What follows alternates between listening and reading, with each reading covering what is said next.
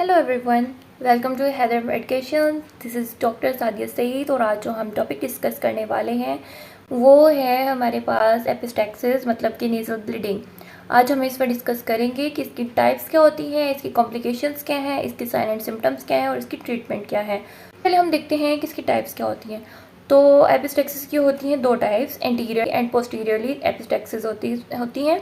जो इंटीरियर होता है उसकी साइड होती है हमारे पास anterior part of the lateral nasal canal, और जो कि हमारे पास इंटीरियर जो वेसल्स होती है नोज़ में वो रप्चर हो जाती है, उनके हेमरेज उनकी ब्लीडिंग को कहते हैं इंटीरियर।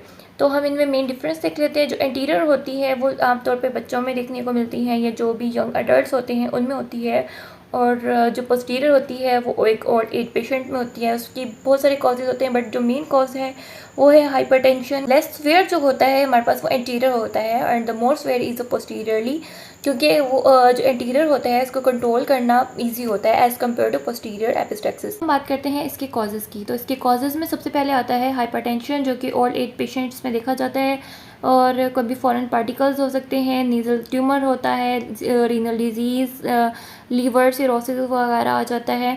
उसके अलावा हमारे पास इसमें कभी ट्यूमर्स वगैरह आते हैं, इन्फेक्शन आ जाता है, फॉरेन पार्टिकल्स, इस तरह के बहुत सारे कॉजेज़ हम देखते हैं जो कि हमारे पास नेज़ल ब्लीडिंग कॉज करते हैं।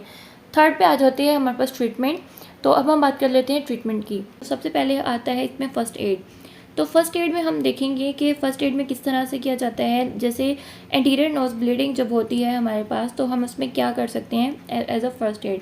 तो उसमें सबसे पहला मेथड आ जाता है हमारे पास लिटल्स एरिया। उसमें हम करते ये हैं कि जो हमारी इंडेक्स फिंगर होती है और जो थंब होता है उससे हमने 5 मिनट तक अपनी नोज़ को पिंच करना होता है। तो उससे क्या होता है कि कंप्रेस होती है हमारी नेज़ल वेसल्स। कंप्रेशन होने की वजह से जो ब्लीडिंग होती है वो रुक जाती है। तो अब इसके सेकंड मेथड की बात करते हैं जो कि है टॉटर्स मेथड।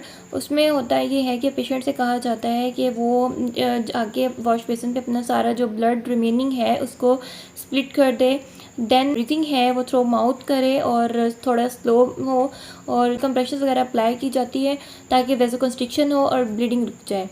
और उसके बाद होता है कि अगर ये दोनों मेथड फेल हो जाए तो इन दोनों के बाद जो है हम मेडिसिन की तरफ जाते हैं, जिसमें सिल्वर नाइट्रेट का एप्लीकेटर यूज़ किया जाता है। उसके अलावा जेल फॉर्म्स होते हैं और anterior posterior nasal PACS use करते हैं। उसके अलावा कोल्ड कंप्रेशर्स यूज़ की जाती हैं कि उसमें वेसोकंस्ट्रिक्शंस कॉज हो और ब्लीडिंग को रोका जा सके।